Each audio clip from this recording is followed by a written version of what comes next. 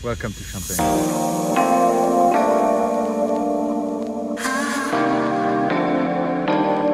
Very, very welcome to this 11th edition of the Harvest. So this is the 11th time we invite people to harvest with us.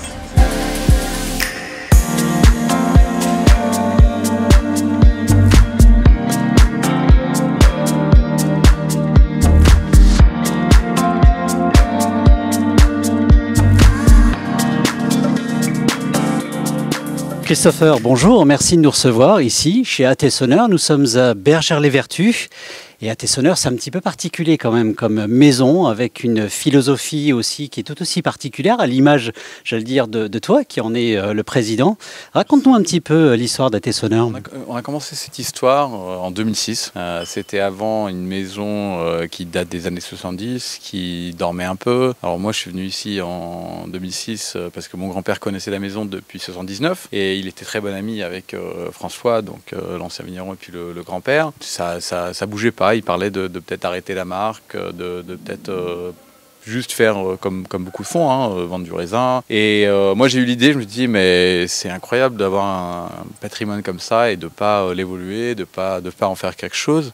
Donc du coup j'ai été voir mon père, mon grand-père. Je leur ai dit c'est une super idée le champagne. Alors, ils m'ont dit écoute le champagne c'est une très mauvaise idée parce que c'est très compliqué, ça coûte très cher. Ça met beaucoup de capital en cave et c'est pas quelque chose qui va être tout simple. Alors justement, qu'est-ce qui t'a motivé à partir dans cet environnement a priori hostile, mais qu'est-ce qui t'a poussé justement à franchir le cap et à te dire on y va? Simple, c'était une pure naïveté, je pense. C'est justement ça qui a aussi été toujours mon pouvoir fort, d'être naïf et de dire j'y crois. J'y crois, et si j'y crois, d'autres personnes vont y croire. Et un jour, il y a une personne qui me dit écoute, c'est intéressant ce que tu dis, viens me voir. Et il me dit j'aimerais mettre une somme sur la table. Et au final, c'est ce qui a été fait. C'était le premier investissement. Et c'est comme ça qu'on a commencé à s'investir, à racheter, à faire de la construction, des vignes.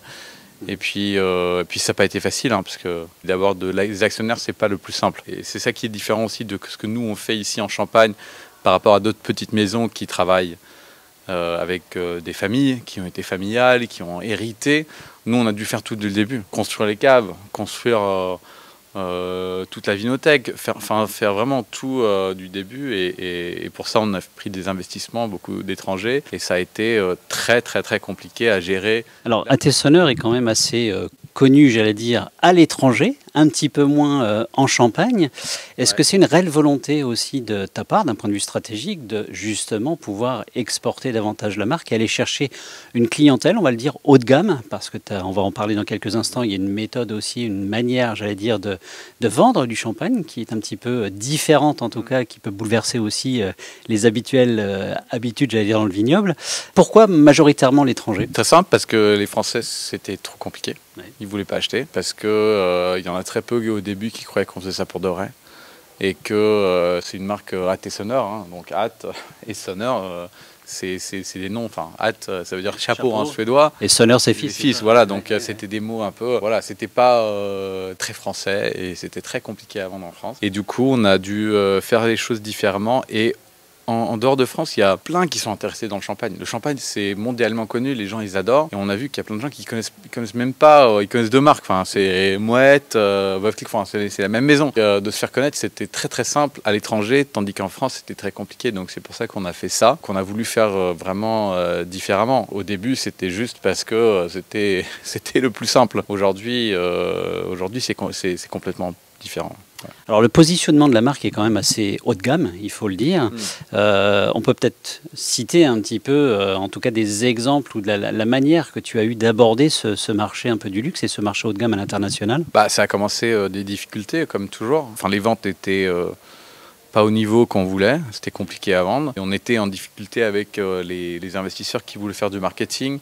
Et moi, je voulais plutôt qu'on fasse des choses pour de vrai et qu'on les fasse bien. Ça a été un conflit d'intérêts entre les investisseurs et surtout ma vision pour la maison. Et c'est là un jour vraiment où on avait des difficultés financières, où il y a un Suédois, il demandait est-ce que tu peux faire mon champagne? Alors François, le chef de cave, il dit jamais de la vie. Mais je lui ai dit, bah écoute, si on le fait pas, voilà, on n'a peut-être pas de futur. Donc c'était un client et il a demandé de faire.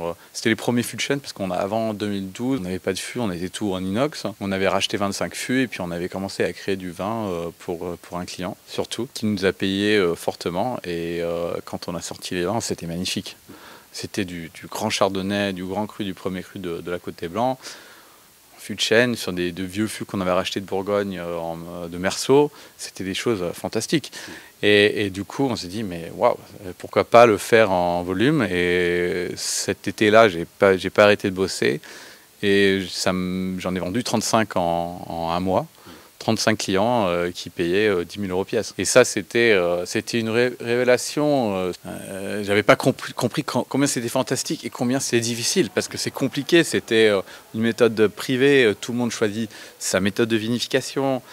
Ils choisissent la parcelle exacte. Ils choisissent maintenant s'ils veulent mettre en capsule ou à l'ancienne. Ils choisissent...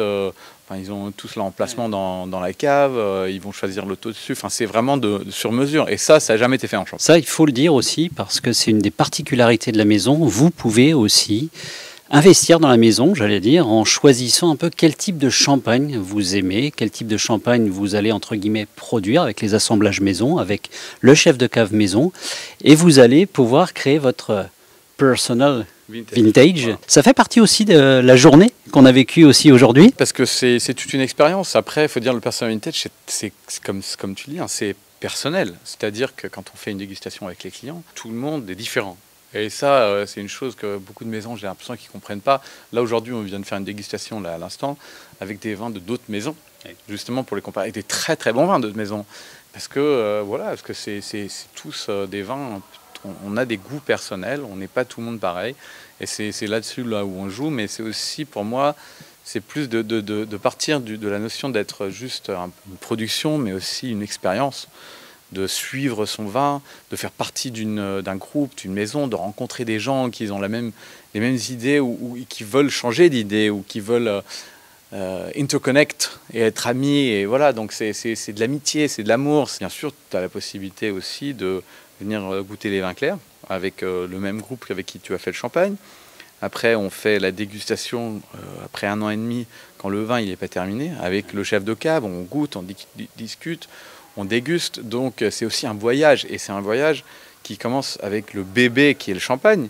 Parce que moi, je pense que tous les vignerons ou tous les chefs de cave ont bien reconnu, c'est que parfois, quand une année disparaît, ça fait mal au cœur. Ça fait envie de pleurer.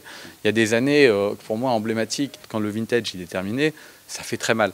Et ça, c'est suivre un bébé, en fait, parce que tu le suis de très très jeune âge jusqu'à la maturité. Et avant, c'était juste ouvert pour les vignerons, les chefs de cave. Maintenant, on ouvre ça pour les clients, pour arriver à comprendre à quel point on s'investit dans le vin et comment c'est dur et comment c'est fantastique de pouvoir le suivre.